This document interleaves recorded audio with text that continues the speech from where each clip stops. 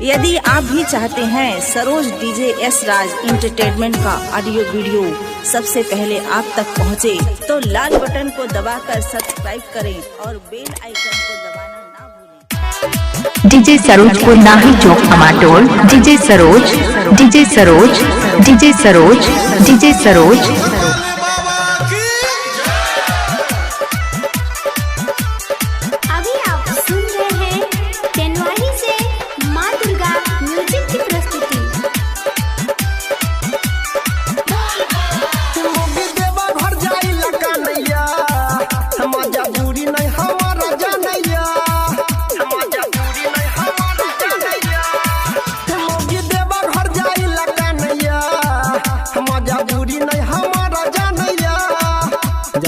घर में घुसल छे, खाना खाइयन रूसल छे, समझाबी कतन नहीं मानैया, मौगी देवा घर जाई लकनैया, समझाबी कतन नहीं मानैया, मौगी देवा घर जाई लकनैया।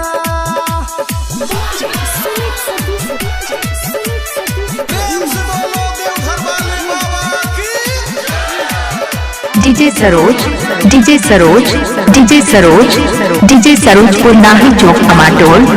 डीजे सरोज बिरसायर, डीजे सरोज बिरसायर, डीजे सरोज बिरसायर। जब से सावन हमरा के नया तंग करे, पाँव पकड़ के निहोरा, गमछा बांधे हमरा माथे कहे चलू पिया साथे, कांवर कीन दिया ना जोरा जोरा, चल जब से सावन हमरा के नया तंग करे, पाँव पकड़ के निहोरा, मन हमारो करैया जैती हो, जल भोला के चढ़ैती हो, मन हमारो करैया जैती हो, जल बाबा पे चढ़ैती हो, बाकी छछन के मन रहैया, मौगी देवा घर जाई लकनैया, समझाबी के तना नहीं मानैया, मौगी देवा घर जाई लकनैया।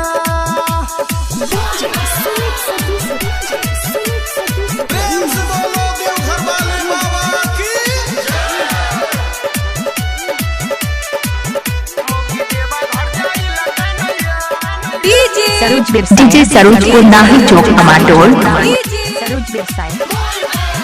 हमरा लागै बड़ी डर, कहे जैबै नहीं हर की सोते हमर सास ससुरबा, नैया घर में धन कोना करैबै दर्शन, दुख बुझे न चढ़लै कोन कसुरबा, हमरा लागै बड़ी डर, कहे जैबै नहीं हर की सोते हमर सास ससुरबा, निक लागे नैया एकर बिहेव, मेला केना के घुमेबै खाली जेब, हो निक लागे नैया एकर बिहेव, मेला कोना के घुमेबै खाली जेब, हो इहे देखी देखी लोग हंसैया, मौगी देवा घर जाई लकनैया, समझाबी के तना नहीं मानैया, मौगी देवा घर जाई लकनैया।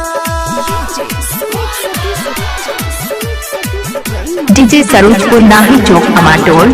DJ Saroj, DJ Saroj, DJ Saroj.